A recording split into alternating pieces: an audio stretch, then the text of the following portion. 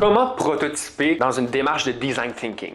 Les prototypes sont divisés en deux catégories bien distinctes, le prototype à basse fidélité et le prototype à haute fidélité. Premièrement, le prototype à basse fidélité, c'est un modèle expérimental de base, vraiment, qui peut être incomplet et qui peut utiliser quelques caractéristiques de la solution finale sans tous les inclure. Donc, il peut même être construit à l'aide de matériaux non destinés à la production de votre solution finale. On peut penser à des matériels de bricolage de base, du papier, des cartons, des post-it. Dans le fond, c'est un modèle qui est peu coûteux, qui est facile à fabriquer et qui représente de manière visuelle votre idée.